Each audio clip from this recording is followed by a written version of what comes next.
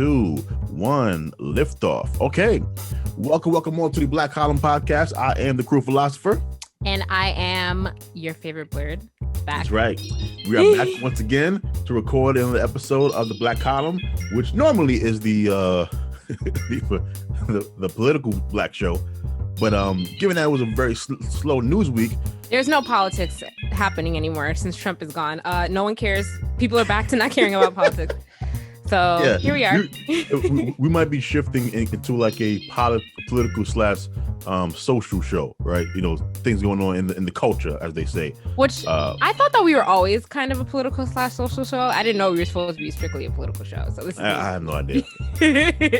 I'm just one of the hosts on there. Shannon, how was your week? It was good. Your girl is vaccinated. Just gonna throw that out there. Oh, both or one? Well, I got the Johnson & Johnson one, so just one. How do you feel? Surprisingly. For the first day and a half, felt like crap. Feel a lot better now, though. My arm is still sore. I got vaccinated on Saturday. How'd you get vaccinated? What? Look, it just hit me right now. How in the hell did you get vaccinated? We'll talk about that offline. We'll talk about it offline. Yeah, I am breaking the rules. I'm not gonna talk about it now. Anyway, I got vaccinated on Saturday at 5 p.m. Then around 8, 9, I started getting chills. I had really bad chills like for the night. I was like bundled up. I had to sleep under the covers in a hoodie and sweatpants and like oh my god socks. Yeah, I was really cold. And then the next day I had body aches and a headache. For half the day, not the whole day, and then I started to feel better. I took like aspirin, and I started to feel better for the rest of the day. But my arm is just still really sore now, and it's been a few days and my arm is sore. Like I can't really lift it up all the way still. But yeah, that's where I'm at. Why are you looking at me like that? That was not a good advertisement for the vaccine, Shannon. Well, these are all side effects that they warn you about beforehand. Like they said, like you might experience flu-like symptoms and this and this and this, and you know that didn't sound mild or light at all. It sounded like an awful night, and it was a rough night and half the day the next day. It was. I'm not gonna lie. Oh my! I can't imagine chills, like just shivering all night long. Yeah, I don't want it. I want the vaccine, but I don't want the. You don't want the side effects? I don't. I hope I'm one of the lucky ones that just get like the sore arm. That's it. But you could think about it. I mean, would you rather have those side effects, or would you rather have probably worse symptoms if you got COVID? But here's the thing, though. There's a reasonable chance that I think there's like a 33% chance that I'll be asymptomatic if I get COVID. Yeah, but there's also a chance that you might not get any symptoms from the vaccine, because I had a friend who was fine after they got their vaccine. Like they didn't experience any side effects.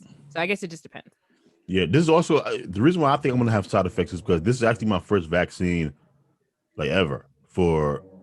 Other than the stuff you get growing up, like remember, I'm not. Oh, really? You don't get the flu? Oh, right, you don't get the flu shot. Okay. Yeah, so it's gonna be my first time getting a vaccine since I was like what, 10, something like that. Mm-hmm. Yeah, so who knows? Oh, yeah, probably. I'm not looking forward to anything you describe. But side effects are good because that means that your body is, that the vaccine is doing what it's supposed to do. You know, it's supposed to. Okay, cool. No. Anyway, it's true though. No, it's not, because if I have no symptoms, it doesn't mean my body's not working. No, but whatever. That's true. I'm not a scientist. Let me shut up. but I'm glad it's the first time in a long time that I asked you how's your week, and it wasn't a depressing answer. So I'm gonna. What? It's usually not. It's not a depressing answer when you. For the past 2 weeks, I've asked you how was your week, and you'd be like, it's been rough or it's been bad. I don't know. Oh, because of work. Yeah, but besides that, like my life is pretty good right now. Can't complain. Yeah, I'm doing well as well. Just I've been part of a group on Clubhouse called the Temptations. So we've been hosting rooms. Yeah, my follower account is getting up there now. It's catching up to my following number. So I'm kind of happy about that. So I'm just in a good mood, but let's not put off too long. We are going to start this bad boy off with, unfortunately, a tragedy that took place, yesterday? Yes. I believe it was yesterday. Yes. Mm-hmm. Where A gunman in Atlanta. He attacked multiple massage parlors, which has left 8 people dead. 6, I believe, were Asian women. Shannon. Yes, 6 were of Asian descent. The other 2 Yeah, were not identified. I don't think. I mean, I'm just reading the article. It says Yeah. Asian women, but whatever Yep. Shannon said, that's politically correct. So this has kind of been the talk of social media. It's been on the news. Of course, our thoughts and prayers are with the deceased and their families. So Shannon was kind of the one that kind of brought this to the table. So I guess I'm going to kick the ball into your field to let you decide what angle you want to attack this story from. Well, they haven't ruled it as a hate crime because the suspect, who is in custody now, said that the reason that he did it was because he was angry at the porn industry, and that he has For the first time in the history of the today. show. This never happened to me before. My bad. Go ahead, Shannon. So the suspect, he said that he did it because he's angry at the porn industry and because he has a sex addiction, quote unquote. But I don't really understand how killing people in a massage parlor has anything to do with your anger at the porn industry. And all of the victims were of Asian descent, and they were Asian businesses mainly. So I don't really. He said it wasn't fueled by hate, but it's just too much of a coincidence to me that he attacked these Asian businesses, and 6 of the 8 victims were Asian. So one has to wonder, and of course, obviously, the Asian community is wondering what is really the factor behind this attack. And it's just it's I'm sorry, I'm losing my train of thought, but anyway, one has to wonder what the real motive was, and I don't really know, or I don't really know if I buy it was a sex addiction that fueled him to do it. Okay, so I want to offer some perspective on this because this story has been interesting watching it play out, right? So once you move past the tragedy, which is awful, I think kind of the way people are speaking about the story is interesting to watch because we live in a time now where news comes at us instantly, right? So the story breaks and immediately you have people asking, who's the perpetrator, what race were the perpetrators, what race were the victims, and what were the motivations, right? And so watching this story play out, we had almost everything immediately except for the motivation. So we knew that the shooter was white, a white male. We knew that the victims were young Asian women, and we didn't know the motive, right? Mm-hmm. And so to your point, today we kind of learned, based on what the perpetrator is telling us, the killer, that he wasn't driven to kill these women because of their identity. He went to these parlors because of his quote unquote sex addiction. Now, I was reading a New York Times article, and it was stated in there that he had visited massage parlors before. See, I think we have to be very, very careful with how we talk about certain stories because we are so obsessed with race that I think sometimes we miss certain nuances. And this could be an incident where the identities of the individuals involved play less of a role in the story than we are projecting it to, right? So, for example, let's assume, Shannon, that take this guy at face value, right? Just for my scenario, massage parlors overwhelmingly are filled with Asian women. Mm-hmm. In particular, massage parlors that are fronts for brothels, which we'll see what details come out about these particular parlors, are overwhelmingly Asian women. So if he was going to go and shoot up these massage parlors as some kind of fight against what he perceives to be industries that make it harder for people like him to get a handle on their sex addiction, he would have killed a bunch of Asian women, right? In that scenario, he's not driven by his hatred of Asian women. It just so happens that Asian women would be a disproportionate Yeah, You understand what I'm saying? Like, yeah, I yes. understand what you're saying. Mhm. So I understand what you're saying. I just think that it. Oh no, continue. Sorry. no, go ahead. I got some eye. Oh, Otherwise, blinking. I was Go gonna say ahead. it just comes at a weird time, just because there has been an uptick in anti-Asian rhetoric uh since the pandemic has started. So, and especially recently in the past months. So Such it as it just comes, huh? I'm saying, so you said anti-Asian rhetoric. I said such as. Just a lot of anti-Asian, like all the articles I've read, it's just people recounting their experiences since the pandemic started, about people targeting them because of coronavirus, saying it's their fault that the virus is here. A lot of anti-Asian rhetoric because the virus originated in China. So somehow it's every Asian in America's fault that the coronavirus is here. There has been a lot of that recently. So again, I do see your point though, and I agree with you, but I'm just saying the timing is weird. No, I'm with you. Um, but that's kind of why I wanted to slow walk the story in my mind, because I didn't want to project onto it something that wasn't there. Because I think we do Oh that yeah, sometimes yeah.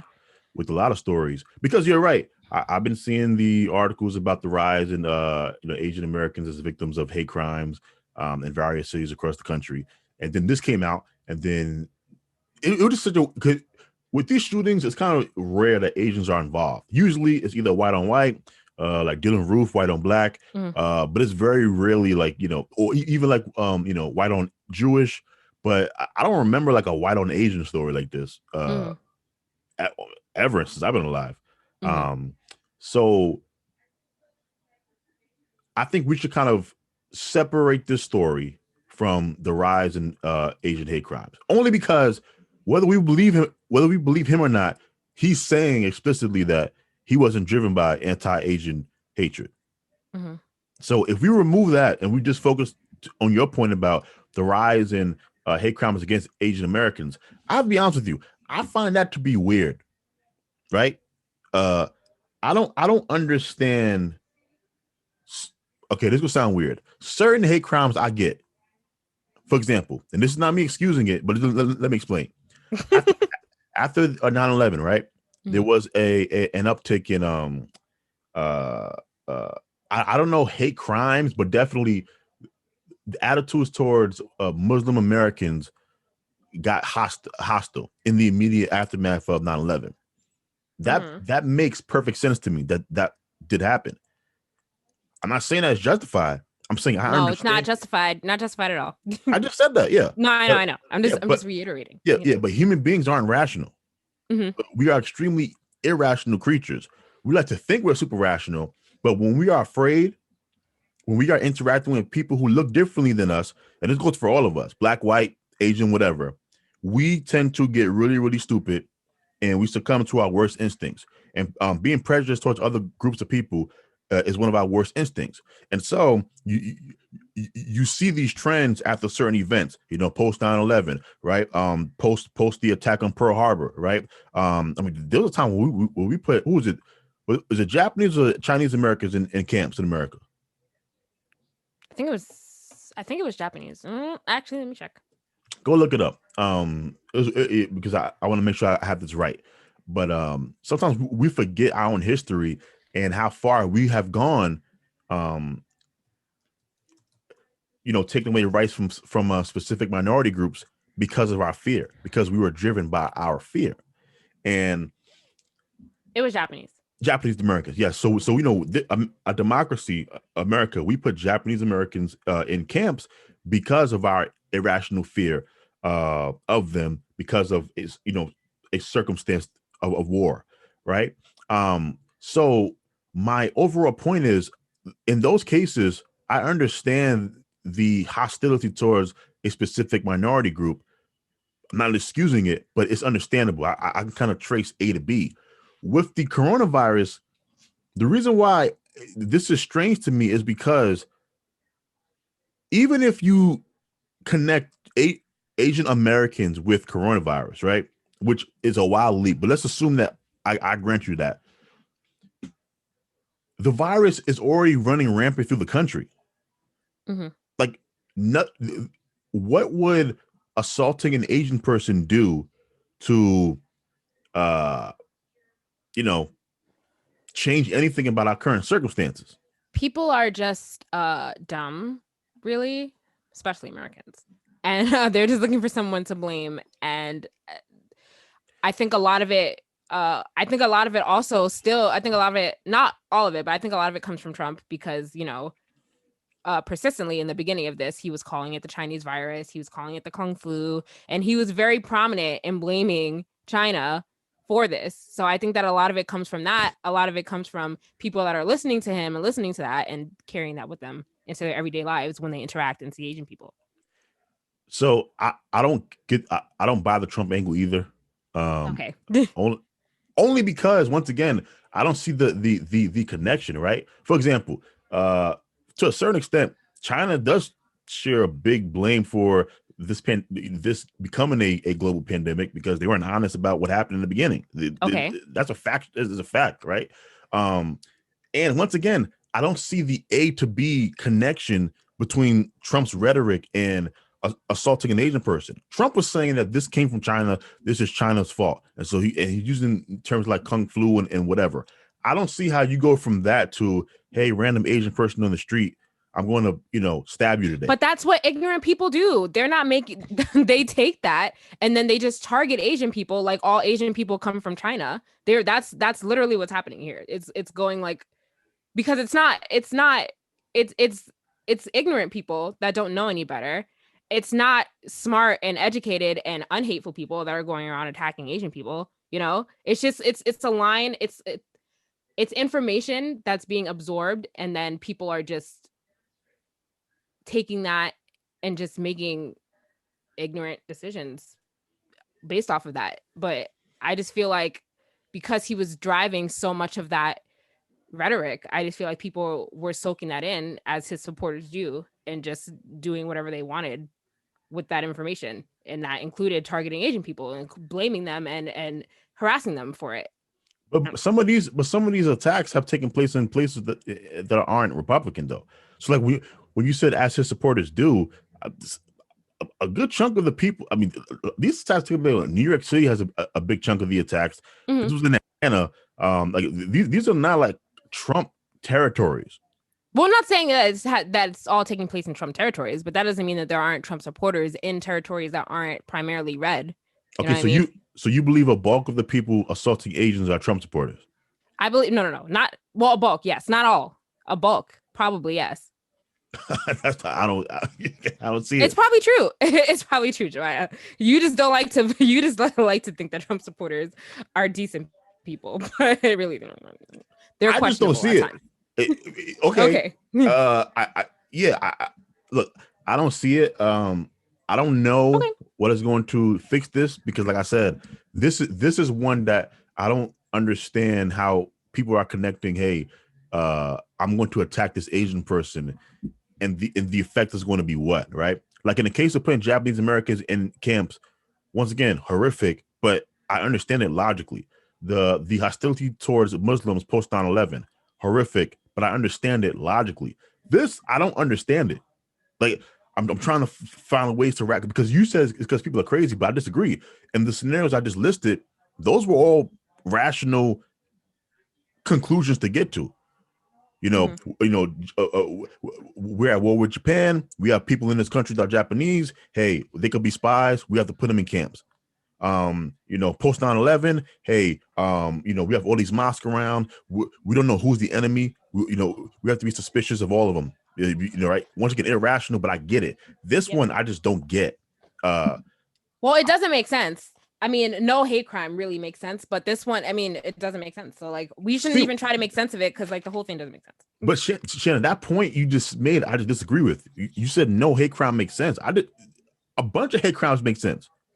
It's still immoral, but that's why I guess with me and you are having a big disconnect, because when you say it doesn't make sense, are you saying it doesn't make sense because you shouldn't commit violence against somebody based off of feelings, or are you saying it doesn't make sense because you shouldn't feel strongly about somebody? No, you shouldn't commit violence on somebody based off of feelings.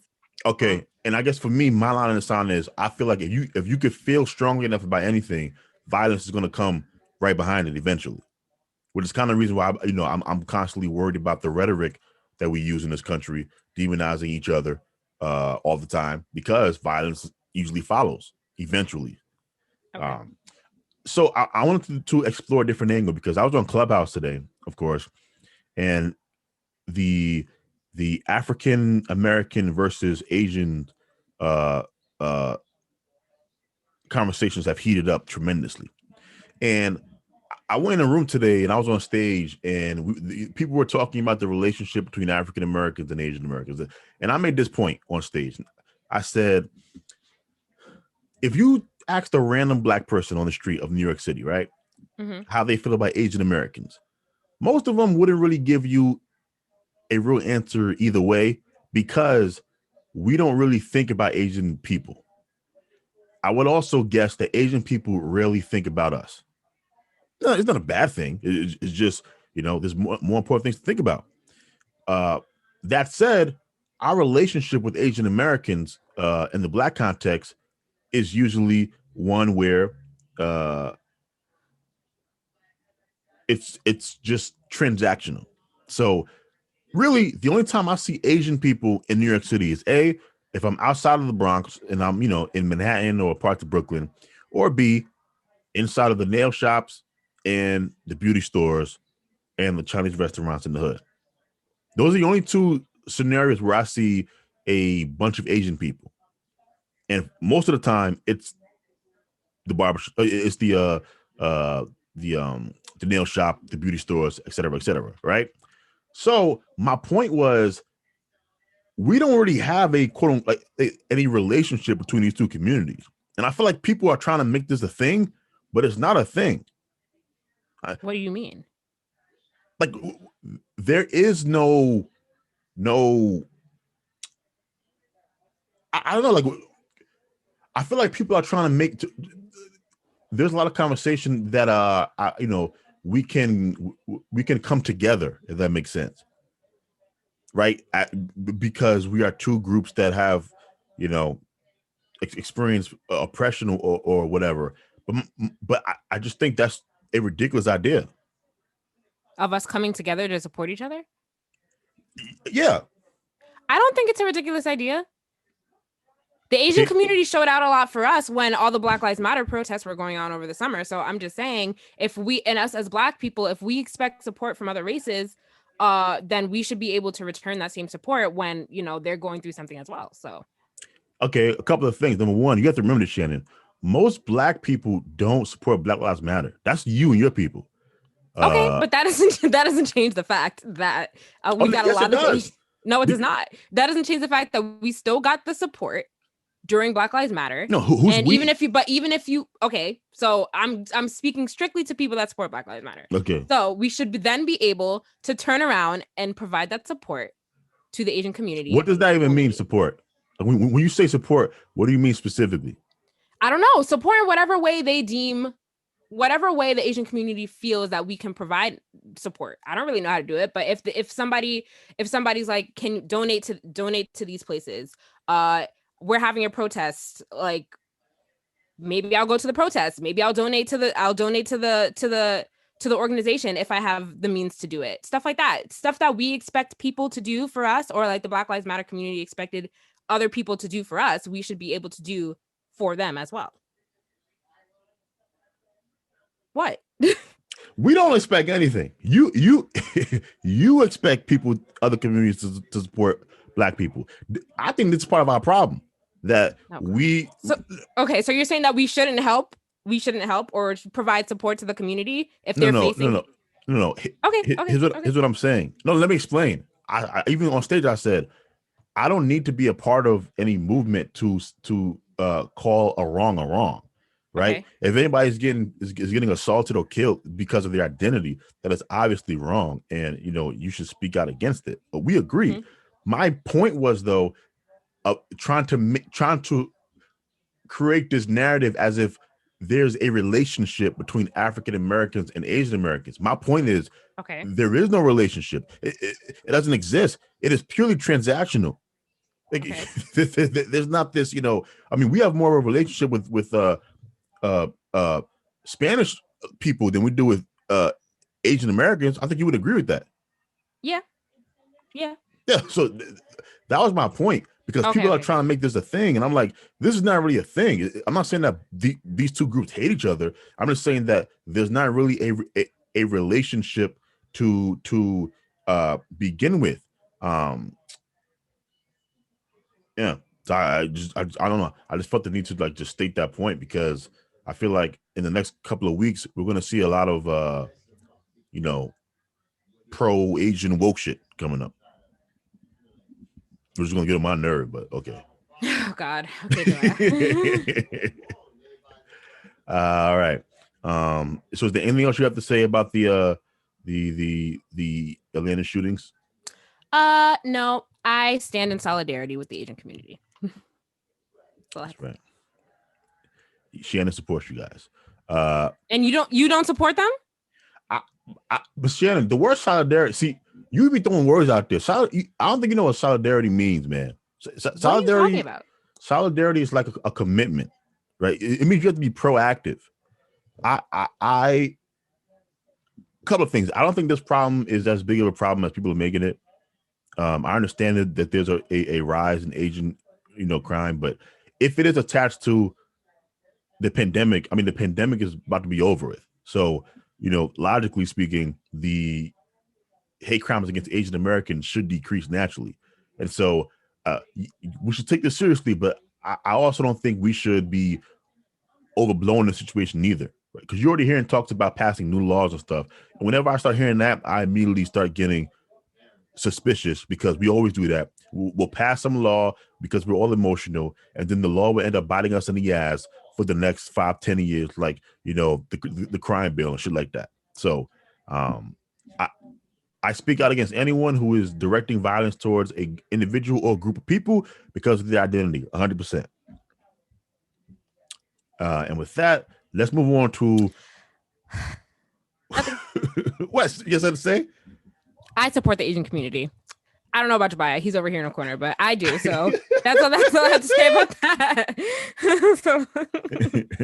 that. Candace Owens versus Cardi B. Now, this I was excited to get to, because I'm actually excited to see where Shannon will fall on this beef. So, did you watch the Grammy, Shannon? Nope, I did not.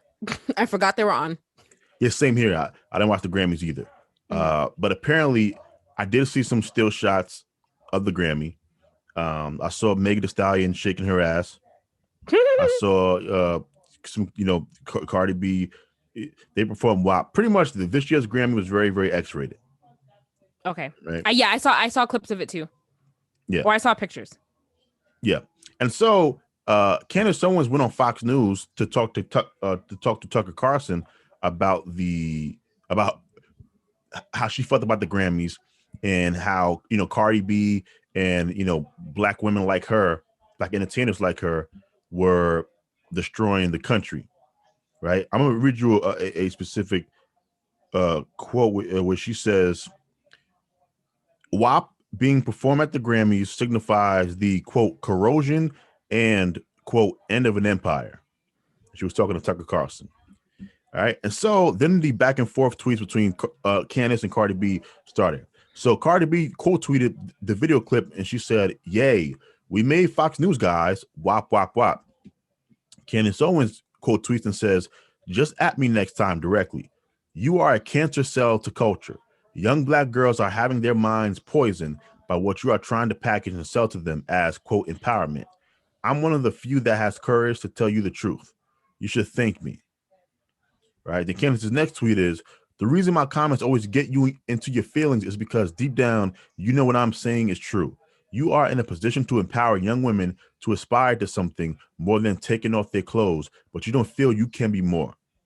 Then Cardi tweets, "Matter of fact, I'm just going to thank Candy. She put my performance on Fox News, giving it more views that boosted the views on YouTube and is counting towards my streams and sales. Stream up and WAP. Remember, grown parents, only you can monitor what your kids watch, no one else." Candace quote tweets that and says, "I don't work for Fox News. Nor do I take, what was it? Wait, I don't work for Fox News, Belcalis, nor do I take issue with you having success. I take issue with you being used to encourage young women to strip themselves of dignity. Men typically treat women how they treat themselves. You know that.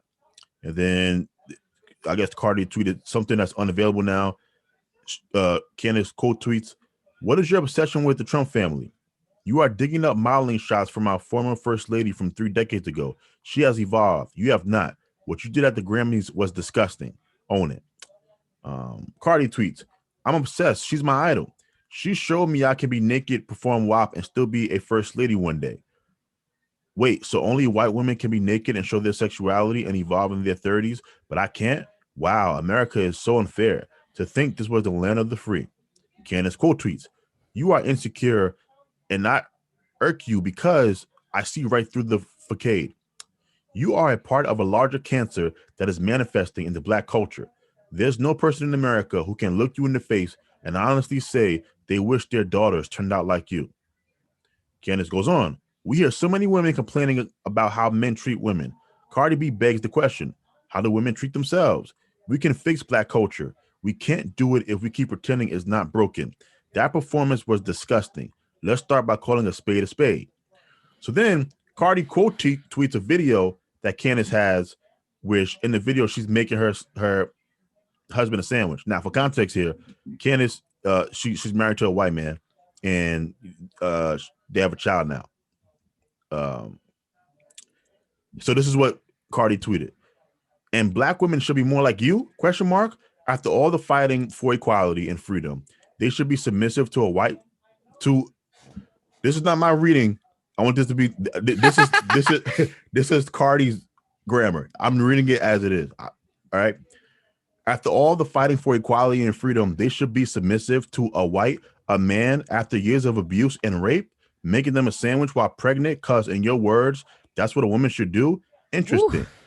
Candace tweets, "Making my husband a sandwich is not submissive. Cooking for your family is not submissive. Yes, a good woman should take care of her family. And yes, a good man does the same. My relationship is healthy. You can't say the same, so maybe take some notes."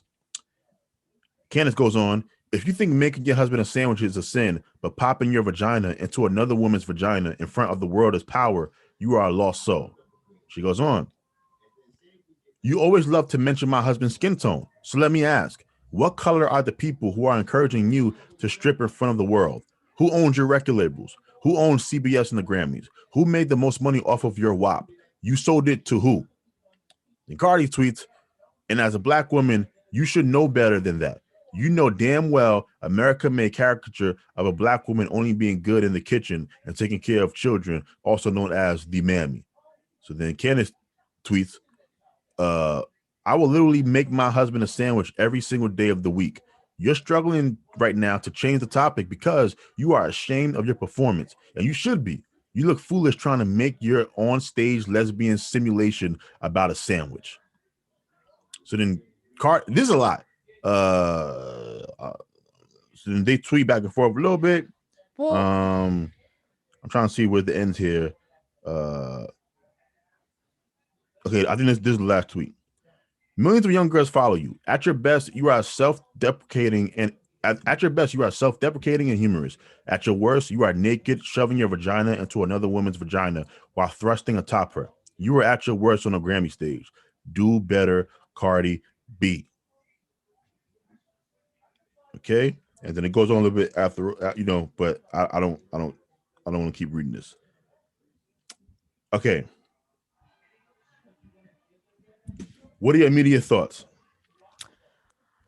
Well, the argument. So this argument about that Candace made about Cardi having a platform to what were the words? Empower women, and then she chooses not to, and then she chooses like to act the way that she acts. I think that is a little. I think that that's not something that she needs to put on Cardi, because Cardi has said this over and over again, and I agree. Like she never said that she was supposed to be a symbol for people to look up to and idolize and be a symbol of women's power. Like, let her do whatever she's, or like, I don't know if that's the right word.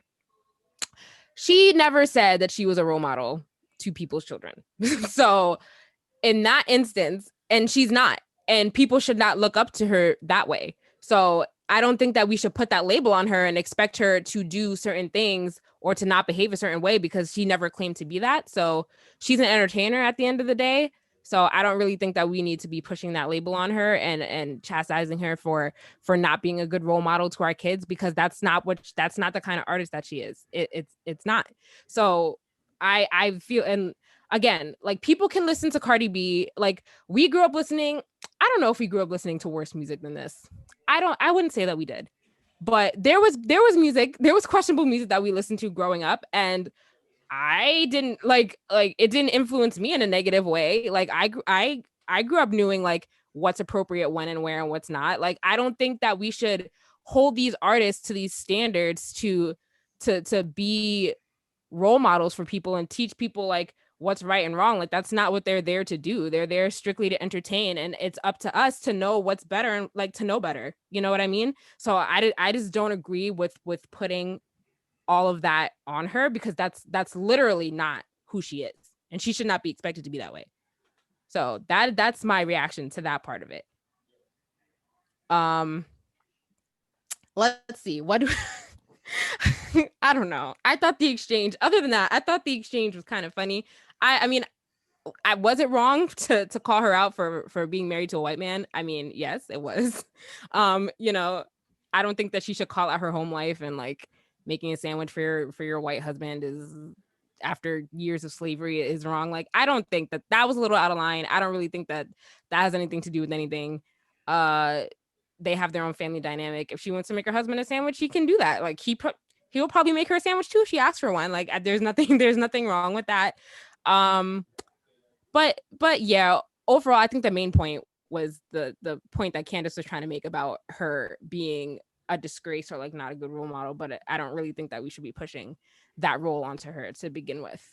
She's not a good role model for children. Your children, I mean, if your children are listening to her, which they probably are, but like, that's not her fault, you know, like it really isn't at the end of the day. So like, you can't, we can't be mad at her because she's not making wholesome music.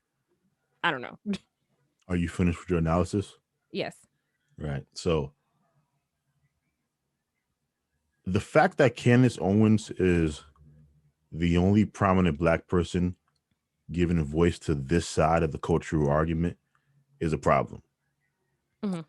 Because it is an obvious and necessary point to make. Even if you ultimately don't agree, that perspective deserves to be at the forefront of public discourse, especially within Black America. And when you only leave it to someone like Candace to make that point, I think you are doing the Black community in general a disservice, right? So I'm starting from that frame point before I even get to how I feel about the exchange or who's right or wrong, right? Do you kind of see what I'm saying though? Mm-hmm. Like other Black people should be making that argument, whether we agree with it or not, because we know Candace comes with a lot of social baggage in the minds of a lot of people, white or Black. So her being the face of that side of the argument, I think will keep certain people, especially Black people, from actually thinking about what she's saying, analyzing it, and say, you know, she might have a point. Or maybe, you know, I see what you're saying, but I disagree. But because it's Candace, we're just going to reject it altogether. Now to her actual point. You are right. Cardi B never said she's a role model. That said, we have to get rid of a lie that we like to tell ourselves, which is that parents are the ones that influence their children. We know that is absolutely false, right? In fact, you as a parent today have significantly less of an influence over your child's life than your parents did and your grandparents did, because of technology, the internet, social media. You cannot insulate your children anymore. So the days of parents having this great influence over their own children, more so than society, those days are slowly coming to an end. Because from the moment your child enters public education, hell, even private education, they are then exposed to the world. Even if you don't give them a cell phone, their friends are going to have a cell phone. So they're going to explore certain things. I remember when I was doing my research, and I think the average age that a boy first watches porn is like 9 years old or something like that. Yeah. Mm-hmm. Right. So Mm-hmm. we like to use that talking point that it's a parent's job to be a role model or to filter content for their children, but we know deep down that's a bunch of bullshit, right? So to a certain extent, culture is formed by media, right? Mm-hmm. Media, tradition, cultural practices, right? You know, traditional practices, all of these things, you know, form a culture. And so when you analyze, you know, black culture, movies, television, music, what picture do you see, Shannon? I'm sorry. Can you repeat that one more time? I'm saying when you analyze black culture, right, Uh-huh. and you look at, you know, movies, Yep. TV, Mm-hmm. music, Mm-hmm. what do you see? I mean, yes, there is a lot of problematic images that exist in Black culture. Yes. Yes, there Okay. is. And I can agree with that.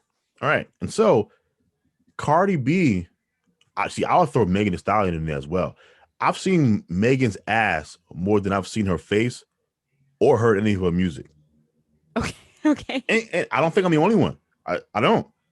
I think a good chunk of people are in the same boat as I am. Never heard a record, but I've seen the woman's behind more than I've heard her music. And so we know that in American culture, we have a culture that worships celebrity.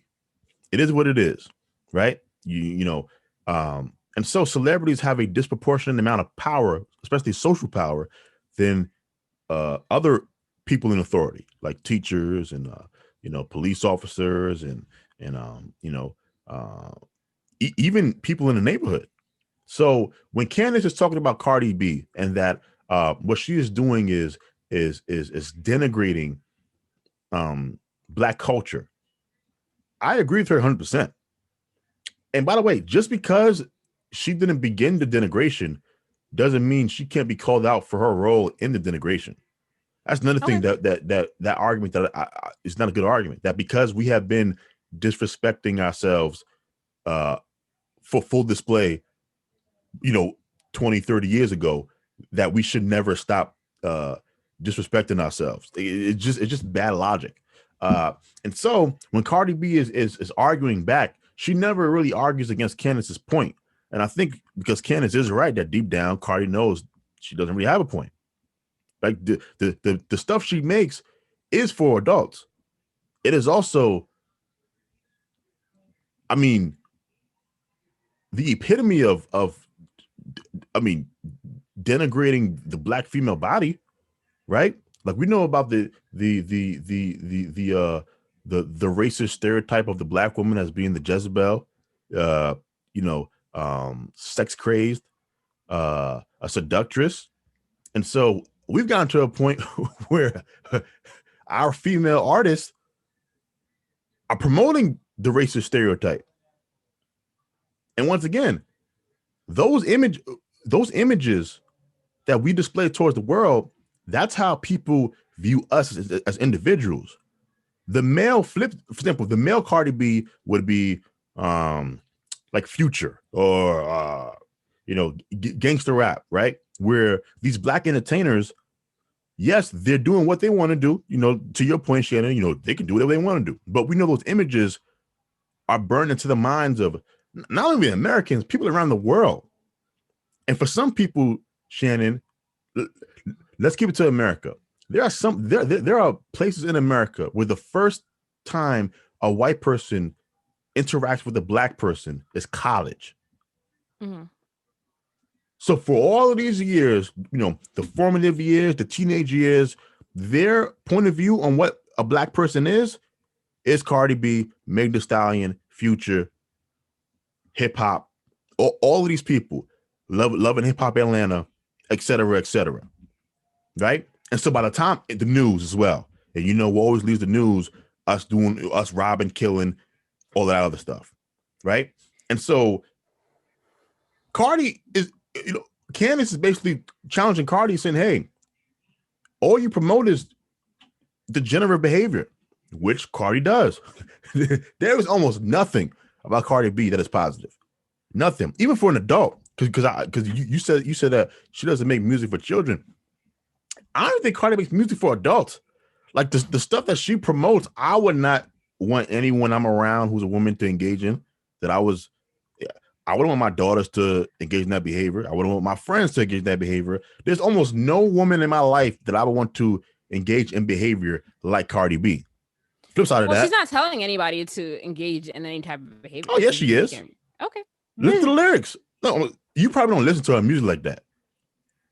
I mean, I listen to her music, but like just because I'm listening to her music doesn't mean I'm gonna go out and engage in whatever behavior that she's talking about in her lyrics. Like, I just don't think, like, to me, at the end of the day, music is just music. Like, she's not calling anyone to do anything. She's not trying to make anyone do anything. She's just putting out music, and it might not be the greatest music. It's not. Music of this generation, I think, is very problematic, by the way. But it's not like I'm listening to it and I'm like, oh yeah, I'm gonna go do that now because I listened to this song. Like, that's just not how I view it. It's just a song. It's not music though. It's music. It's music videos. Now you have audio and you have video. You have visuals. You know how powerful visuals can be. It's not just audio and video. She does interviews where she talks about drugging men and robbing them. Okay, well, yes, that's different. Like, but it's all part of the same package. Like remember, today is not just the art. It's not just the art that you consume, right? Like 20, 30 years ago, we cared about the art more than the artist, right? There was more of a separation. Now these two things are packaged as one. It's like you are buying and consuming the persona, right?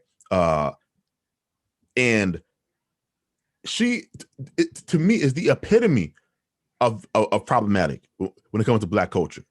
Like, if she never existed, my soul will rejoice. I never liked the fact that she was promoted out there and not speaking like English. Like, I don't know if you heard her talk. It is awful English. Her, Meg Thee Stallion, who I hate less because Meg seems like this is really just her artist image and she's a different person behind the stage. But then once again, it makes you think, why do we feel the need to push that stuff out there? I'm just saying, you can be mad at Candace, but her side of that argument never gets discussed seriously amongst Black people. It's almost like your side of the argument is the only side we can have. Just, they're just artists. Let them do what they do. No, I make the rest of us look bad. I understand the argument. I do. I just feel like I just personally think that I don't really take the music too seriously. So it's like, I mean, I understand why it is a problem. So I'm not disagreeing with you. I'm just saying that I don't know. Like, I'm not influenced by anything that Cardi B does. And I don't know if I'm just like a singular person that's not influenced by anything that she does, but I'm not influenced by anything she does. I don't think you're alone. I just think we have to remember culture changes slowly, but before you know it, it's changed, right? That was the Grammys are the main stage. I mean, there was a point where Elvis couldn't perform because they thought the way he danced was too sexual. Mm-hmm. Now we've got women shaking their asses into the video screen in thongs on the Grammys. Mm-hmm. Children watch the Grammys. That's another thing. There's not BT after dark. Yeah. So I think Candace has a good point. I'm not saying you have to agree with me and Candace. I just like the fact that Candace is standing on it and taking these hits. But one last point I wanted to make, when Cardi was trying to insinuate that Candace is, I guess, playing into some racial fantasy because she's married to a white man and is making him a sandwich. Here's what I'm going to say to all Black people who want to be Black conservatives. You are not going to get your message across to the masses if you procreate and marry somebody outside of your race. I'm not saying that should be the case. I'm just letting you know it is what it is. You think Martin Luther King Jr. would have the same impact if he was married to a white woman? You think Malcolm X, people would have followed Malcolm X if he was married to a white woman? No. And so it's unfair because people should be listening to your argument and not worried about who you're with. But that is a thing. So if you are going to be one of those black people that are talking, and Candace Owens talks about black culture a lot, people are going to question how genuine you are if you talk black but sleep white. It's not fair. I'm just letting you know what it is. Candace Owens probably will be a lot more effective if she's with a black man. And Probably. so if you, that's what I'm saying. I'm not saying that that's how it should be. I'm just letting you know how people are. And so if you are one of those black people that want to do things for the community, but you have an alternative perspective on things, like a conservative viewpoint, you know, it behooves you to make sure that the people that you are romantically involved with look like the people that you're constantly chastising. Mm-hmm. And I think because Candace Owens is married to a white man, she is going to, unfortunately, have to do significantly more work to express certain opinions, because people will just look at her husband and say, "Oh, I mean, you don't care about black people. You chastise us, ridicule us, and then and go home and ride a white boy." And so, I just want to throw it out there, just for the future black Candace Owens out there. Make sure you get yourself a black wife or husband, and so we can move on from there. Oh man, The Bachelor. The Bachelor. Now, I don't watch The Bachelor, right? Bachelor. Shannon is a Bachelor watcher, right? I am a Bachelor watcher. Yes. And so I'm fascinated to talk about this because apparently there was like a racial controversy. Now, I don't watch The Bachelor at all. So I'm going to be relying on Shannon to explain kind of what is going on. So what's going on, Shannon? Okay. So really quickly, let me just look something up really quick. All right, fair enough. Well, I know this is the first black male Bachelor, right? Yes. That's what I was looking up. I was trying to, okay, so there have been 25 seasons of The Bachelor, and I think 22 seasons of The Bachelorette, or like 23. So in total, there's been like over 40 seasons of the show. And this is the first, we've already had a Black Bachelor a couple years ago. We had our first one. This is our first Black Bachelor in 25 seasons of a show. So The Bachelor, first of all, there's a lot of very problematic things that go on in The Bachelor. I don't really think, if you look at The Bachelor when it first started and you look at it now, like, have they done better with diversity? Yes, but only very recently, and because people have started to call it out more. Whereas if people didn't start calling it out, I believe that they still would be casting the same type people: white, blonde, really skinny type people. Those are the tropes that have been on the show for. Which wouldn't bother me at all, but go ahead. Okay, well, I'm just saying. Okay. If you want to destroy your own show by continuously just putting out blonde hair, blue eye people, then do it. The market always speaks for themselves. Shannon, if they kept up just blonde hair, blue eyes, they would have gone off the air, because eventually you have to kind of reflect your audience. So no, wait. Now what you're saying is confusing me. What point are you trying to make? I'm saying it wouldn't have bothered me if they kept doing the blonde hair, blue eye thing, because eventually people would have stopped watching. So, yes. Okay, yes. Yeah. Okay. Got it. Anyway, so when Black Lives Matter started, they started a petition to diversify the show more.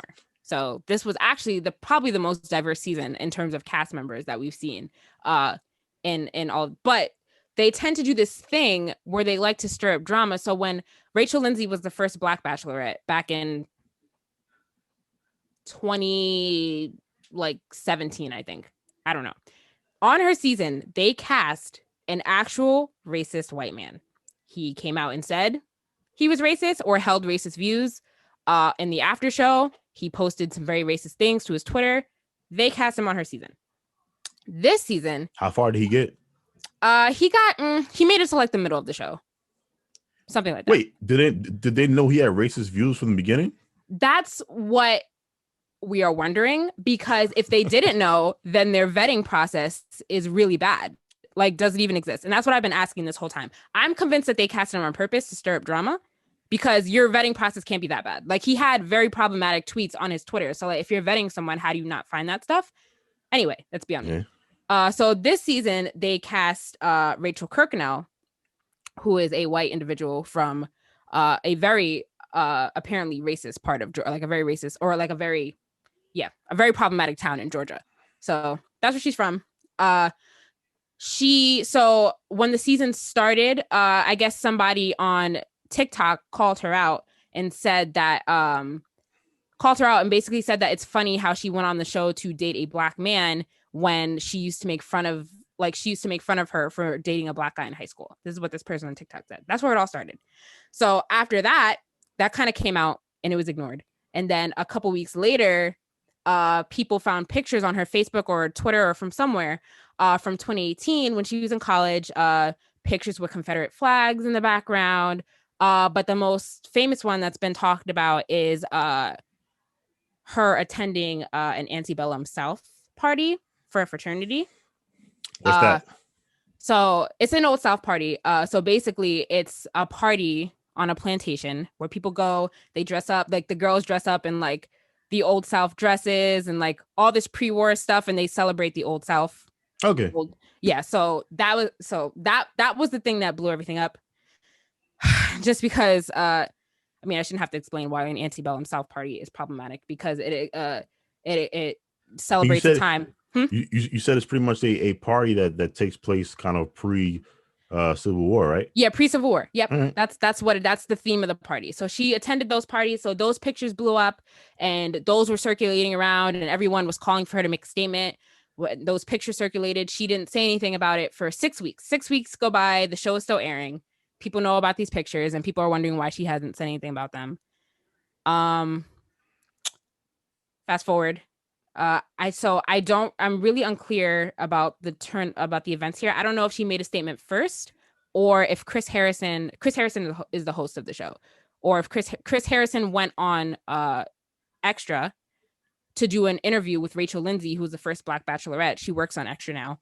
And she asked him what his thoughts were about Rachel Kirkconnell attending an Old South party. And that interview is blowing up. It's become somewhat of a famous interview now because he immediately got very defensive and said that it wasn't wrong in 2018 to attend an Old South party. 50 million people went to Old South parties in 2018. He's not wrong about that. Huh? He's not wrong about that. What's nothing wrong about? What's nothing wrong? What do you mean? It wasn't wrong in 2018. What do you mean it wasn't wrong? Why wouldn't it have been wrong in 2018? Because if that many people are attending an event, there was never any outrage behind these things. Now, for example, I'm not well versed on like what those type of parties are, but I've seen kind of the old Southern stuff for a while now, and I never heard any outrage about it. Maybe because it wasn't brought to as many people's attention. Maybe 50 million white people in college went to these parties, but like in 2018, like I didn't know that these parties were a thing. And I'm pretty sure a lot of other people didn't know these parties were a thing either, but that doesn't mean that it was not wrong to go to one. I don't think it's really right to go to parties that celebrate a pre-Civil War era, because that's basically what they're celebrating. They're celebrating a time when before the slaves were freed. So it is problematic. Yes. Anyway, he went on a huge rant talking about how the woke police are doing all this and all this. Anyway, it was a bad interview.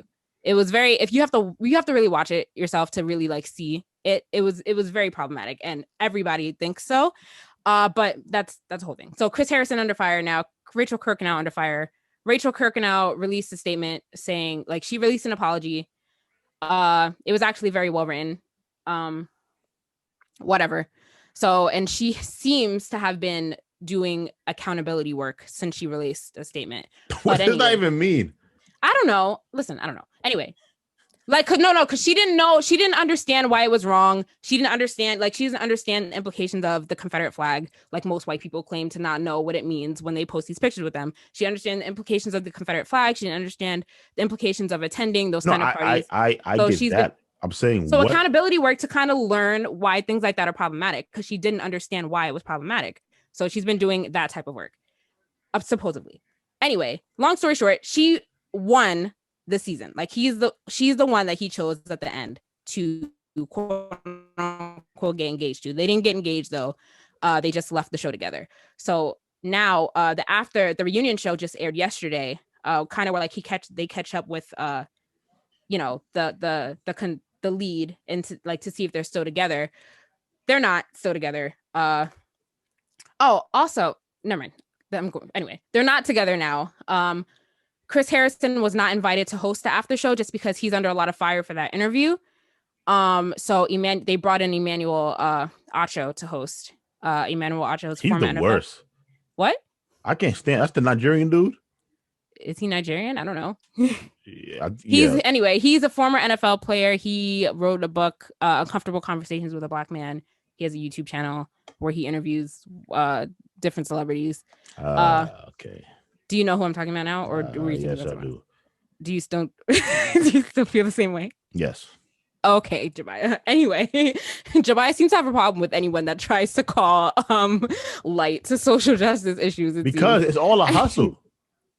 Anyway, I'm just gonna ignore. I'm just gonna ignore that. I'm gonna ignore that. So your boy Sean King got in trouble again this week, but go ahead. Who? Sean King, but go ahead. Okay, well, Sean King is different. Anyway, anyway. So all this controversy. So what's the controversy? I feel like you still haven't told me. You went on for like 10 minutes and you still. Well, that whole thing was a controversy. It was ongoing controversy the whole season. Literally, her past. So I'm guessing the end of your story is what happened recently, which is the reunion took place. And he told people that. Yeah, he revealed that they're not together. He revealed that really having to explain to her. And because the whole thing about what she did was the main controversy. And then the thing that Chris Harrison did also is the main controversy. There was petitions to fire him, to remove him. It's just a whole thing. The Bachelor bubble of like Bachelor fans is like a whole thing that goes on social media. So like this stuff has like been circulating around and around and around. This is the most excited I've seen Shannon on this show ever. So I could tell she really loved the Bachelor. But but I'm trying to make sure that I have the most recent thing was the reunion and him. Well, yeah, that's the most recent thing. That's what people were talking about. It's all pretty recent because it's all happened in the last like couple months. The Chris Harrison stuff happened like in the last few weeks or so. So all right, I get it. So all right, now to my knowledge, he's one of those black men that is like referred to as kind of an Oreo, right? Like he's like he's he's half white. So yeah. So he's literally the whitest black man you can find. Yes, literally speaking. And he really loved that girl. See, here's why I don't respect what he did, right? You don't what do you mean? What don't you respect? He should have stayed with the white girl. No, he should not have stayed with the white girl. Why? I'm gonna tell you why. Jabaya, don't be the one. Don't be the one to don't. I'm gonna tell you why. He should have stayed. Okay. He should have stayed with the white girl because that's who he actually wants. No. You didn't watch the reunion show. It does not. I don't care. Like he don't care. He's lying. He's performing. It doesn't. I don't think he's performing. Trust me. No. How are you gonna say that when you don't even watch the show? I don't need to. No. I think you need to, Jabaya. I don't think that you should make that. I really don't. You if you pick somebody and some stuff comes to light from things that they did and it doesn't match who they are today, and you then feel like no, but during the reunion, he said that he had to explain to her why it was wrong. And when you have to explain to somebody now today why what they did was wrong or explain why it's problematic, huh? So what's the conclusion now? He just single again? Yeah. Yeah. If you have to go out of your way to explain to somebody why what they did was wrong now in 2021, and you have to put out that emotional labor to explain to them why what they did was wrong. And he said that he doesn't want to sit with her and be with her on her journey to unlearn problematic and racist behavior. And honestly, then you didn't like her then. What? Then you didn't really like her. No, I didn't really care for her. Yeah, I'm saying he didn't really like her then. No, I don't think that that's the case. I think that he really liked her, but just because you really like somebody doesn't mean that you want to sit with them while they're on their journey to unlearn their racist behavior, like racist and problematic behaviors. Jabaya, if she wasn't racist, I'm just saying, if she wasn't racist and problematic when you fell for her, then how racist and problematic can she actually be? What do you mean? She was. He just didn't know that. Let me explain. Because this part of your problem is not letting people grow, not letting people change. she can grow and change, but that doesn't mean that I have to be with you. You can grow and change, but I don't have to be with you while you're on that journey to grow and change. I don't. I understand. Okay. I'm saying it means you didn't really care for the girl. No, it does not mean that. It doesn't mean that. In my opinion, okay, that's what it means. Because if you fell for somebody and you stumbled upon some quote unquote problematic behavior, right? I don't think you just toss that person away if you fell for her. Now, remember, this is also reality TV. I mean, this questions to how real this stuff is anyway, but you watch the show, I don't. So I'm going to assume that you believe it's pretty real. Well, yeah, it's real for the most part. A lot of people from the show are married and have kids now. Okay, so cool. So I'm gonna take your you know more than I do, put it like that. And so my thing is, if I fell for a white woman, and I thought she was the one, and I'm ready to get married to her, and I found out that she engaged in some problematic behavior in the past, right? He wasn't ready to get married to her. He didn't propose to her. They just left and agreed to continue dating. So that's my point. You're making my point for me. What? He wasn't in love with this woman. He liked her, but he wasn't in love. If he was in love, trust me, he would not have thrown her to the curb. Probably. He probably wasn't in love with her. He said he was, but he has a lot of other problems too. And the show exploited his relationship with his father. His father isn't in the picture, and then they had a conversation on camera about how he was an absent father, which was very exploitative. And let me guess, his father is the black one. Yes. Yes, of course. Once again, just ruining our image. You know what? This is a perfect place for us to end.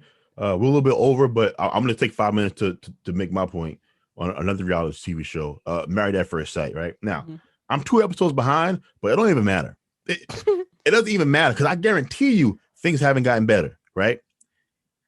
For those of you that don't know, Married at First Sight is a show where you get married at first sight. And so you interview some experts, then they interview a bunch of people, and then they pair up couples, right? It used to be standard, I think 3 couples. Then they went up to 4. I think this season is 5 couples, right? It's a hit show. People love it. I love it. I would do it, if I had the time. One of the couples, I don't even know this couple's name. Don't even know the names of these people because it doesn't matter. I'm gonna just put the framework in there. A dark-skinned black woman and a dark-skinned black man. Beautiful woman. Handsome young dude, right? Married at first sight. They get married, and then they have the what do you call the party you go to after you get married? The reception. Thank you. The reception, right? And then from reception, they go to their hotel room to have their first night together, right? The scene opens up the following morning, and he's all moody and stuff, and his wife's asking him, "Well, what happened?" Right? Turns out they got intimate that night, right? He then tells her, "No, Shannon, they got intimate multiple times, so they had sex, a couple of times that night, but then also that morning." And now he's in like a mood, so his wife's asking him, what's wrong? He tells her, Shannon, he doesn't find her attractive. You're moving slow, Shannon, so I can't tell. Okay. All right. But think about it, Shannon. After smashing this woman 3 or 4 times, he then tells her he doesn't find her attractive. Oh shit! My internet says it's unstable. Can you hear me, Shannon? Hold on. Can you hear me? Yes, I can. I can hear you. Damn it. We were almost there too. Yeah, I can hear you. Okay, as long as you can hear me, that's fine. You're frozen, but that's fine. So yeah, sleeps with this girl 3 or 4 times. Okay. Yeah, so he sleeps with this girl 3 or 4 times and then tells her, I don't think I found you, that physically attractive. I thought maybe if we got physical, I'd be attracted to you, but that's not happening, right? So then that's kind of their first, fight or whatever. Boom. The next thing that happens, Shannon. No, next thing that happens, a couple of days go by, and the episode starts with him talking to the camera people, saying that, he's whispering to them, "I don't want to tell her. I don't want to tell her." And they're like, "Well, I mean, she's your wife. You have to tell her. And so it's like the secret. Turns out, Shannon, a woman that he was having sex with before he got married at first sight is pregnant, and she's keeping the child. And she's like 4 months, maybe 5 months pregnant, right? So this black woman just married. No, I told you, Shannon, all the worst stereotypes about black men are in this one relationship on this show, right? So this black woman, she gets married at first sight, and now she goes from her husband telling her that he might not be attracted to her, even though he slept with her 3 or 4 times, then finds out that he has a baby with another woman before they got together. And the fact that she's only like 3 or 4 months pregnant means that he was intimate with this person pretty close to the time where he was, auditioning and filling out the information to get on the show Married at First Sight to this woman, right? And he's a very, very emotional man. Like, he gets super moody, he gets irritated, he'll do this thing where he doesn't talk to his wife. And once again, he's the one in the wrong all the time. Notice, I haven't named one thing that girl has done. Mm-hmm. Now, it's possible that within these past 2 episodes that I missed, that she has done some crazy shit worse than him. I doubt it. This man is the worst, the absolute worst. And he's on TV. And once again, back to our earlier point about images, there's the images that they put out there. Now, I think there's one other brother on the show, but he's like the only like dark one. So he looks like us. Mm-hmm.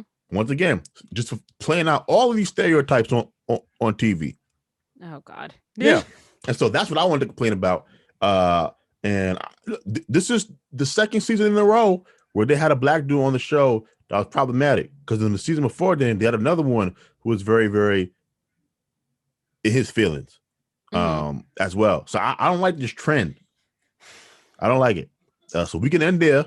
We're 10 minutes over. We gave you guys Shannon gave you guys a long recap of the Bachelor. I gave you guys that's the most excited I've seen Shannon ever. Shannon looked like the way I look when I was talking about Toy Story. That's how excited Shannon was. But thank you guys for rocking with us this week. This was a lot more fun. I feel like it was. Like politics, we get stressed out for no reason. Mm-hmm. But yeah, so let us know how you feel. Thank you guys for rocking with us. No, we got another show this month. We will see you guys next week. Shannon, do you have any final thoughts, comments you have to make? Nope, I'm good. Would you go on The Bachelor and embarrass your family like that? No, I would not. I wouldn't. I would not. What about Married at First Sight? No, I would not go on any form of reality TV. Would you ever agree to an arranged marriage where the vetting was done by experts? No. What about experts and also the input of your closest friends and parents? No. Mm-mm. Really? Yep. Well, they offered you $5 million as well.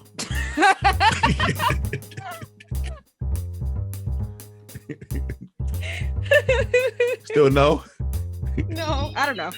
All right, it depends. It depends. Am I single at the time already? At the time that this arranged marriage is happening? Because that's within the scenario. Oh, I guess if I was single, maybe. Yeah, I'm only asking because the idea of arranged marriage is an interesting one. From people that know you and maybe can see things that you don't see, and so they'll probably find somebody that you need or there's someone that you want. I don't trust that. I really don't. I don't trust that process at all. Yeah, I mean, I have to recheck the success ratio, but similar to The Bachelor, on Married at First Sight, I mean, there are people that will have actual families now. They're married, they have children. So who knows? But thank you for rocking with us. We will see you next time. Until next time, deuces. Bye.